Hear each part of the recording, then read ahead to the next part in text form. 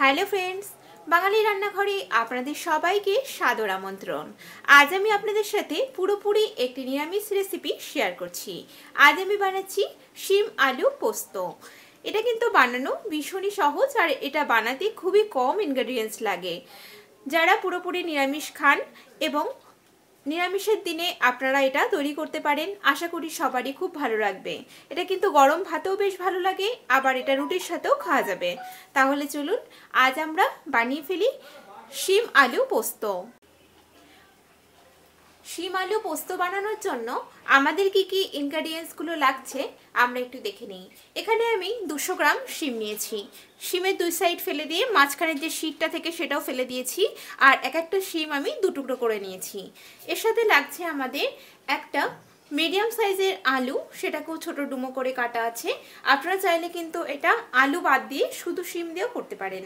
এর সাথে লাগছে একটা মিডিয়াম সাইজের টমেটো কুচানো, 4টে কাঁচা লঙ্কা চেরা আছে, 4 টেবিলস্পুন পোস্ত বাটা আছে, এখানে half teaspoon red chilli powder, 1 teaspoon নিয়েছি হলুদ গুঁড়ো, আর ফোড়নের জন্য নিয়েছি 1/4 টিস্পুন কালো জিরে।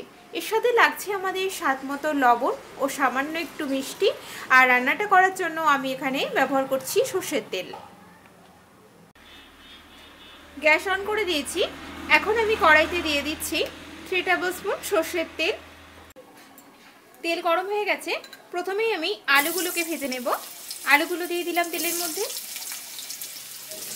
দিচ্ছি এর মধ্যে একটু সামান্য পরিমাণ হলুদ আর দেবো একটু লবণ। একটু লবণ দিয়ে দিলাম। এখন এগুলোকে বাদামি করে ভেজে নেব। আলুগুলো ভাজা হয়ে গেছে, এগুলোকে তুলে নিচ্ছি। এখন আমি কড়াইতে তেলের মধ্যে দিয়ে দিলাম কালো জিরে ফোড়ন, দিয়ে দিচ্ছি শিমগুলোকে ভেজে নেব। তার জন্য একটু হলুদ দিলাম আর দিচ্ছি একটু লবণ। এখন এগুলোকে তেলের মধ্যে 2 মিনিট মতো নাড়তে থাকবো। একটু চাপা দিয়ে দিচ্ছি, তাহলে তাড়াতাড়ি এটা ভাজা হয়ে যাবে। 2-3 মিনিট হয়ে গেছে। দেখে নিই শিমগুলো কতটা ভাজা হয়েছে। মাঝখানে এটাকে আমি নেড়ে দিয়েছিলাম। এটা কিন্তু অনেকটাই বেশ ভাজা হয়ে গেছে। শিমের মধ্যে একটা ব্রাউন কালার চলে এসেছে। শিমটাকে ভালো করে ভেজে নিতে হবে, না হলে কিন্তু এটা দিয়ে একটা কাঁচাটে গন্ধ বেরোবে। এখন আমি এর মধ্যে বাদবাকি ইনগ্রেডিয়েন্টসগুলো দিয়ে দেব।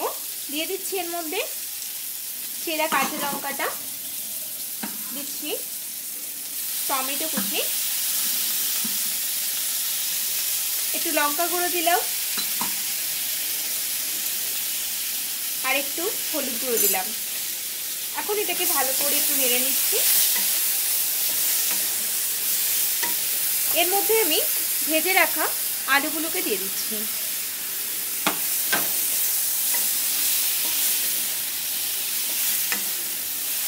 এখন ভালো করে এটাকে আরো 1-1.5 মিনিট আমি নাড়তে থাকবো।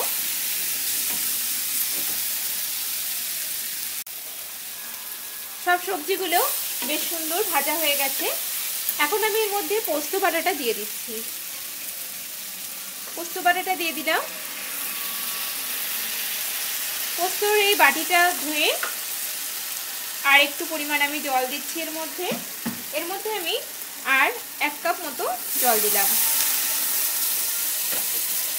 এখন এটাকে ভালো করে নেড়ে দিয়ে আমি আঁচটাকে একটু স্লোতে দিয়ে ঢেকে দিচ্ছি 4 থেকে 5 মিনিটের জন্য।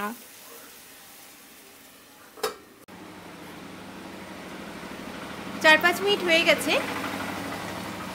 দেখে নিই এটা কতটা তৈরি হয়েছে। এটা কিন্তু এখনো পুরোপুরি তৈরি হয়নি, আর একটু শুকিয়ে আসবে ঝোলটা। এর মধ্যে আমি এবার একটু মিষ্টি দিয়ে দিচ্ছি। 1 টিস্পুন মতো চিনি দিলাম।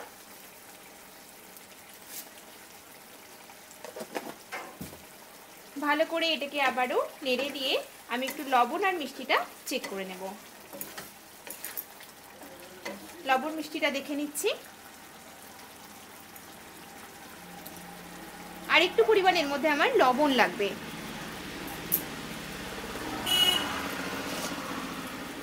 আর একটু সামান্য পরিমাণ লবণ দিয়ে দিলাম।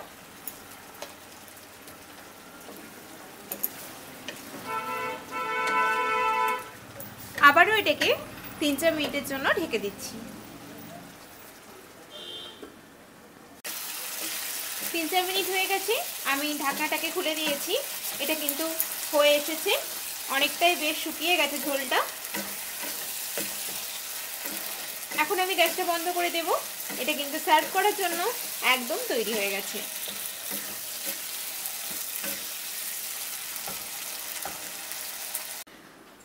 তৈরি হয়ে গেল আমাদের নিরামিষের দারুণ একটা রেসিপি, শিম আলু পোস্ত।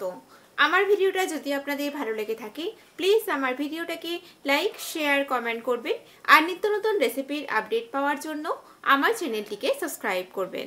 সবাই ভালো থাকবেন। আমি আবারও হাজির হব নতুন কোনো রেসিপি নিয়ে। নমস্কার।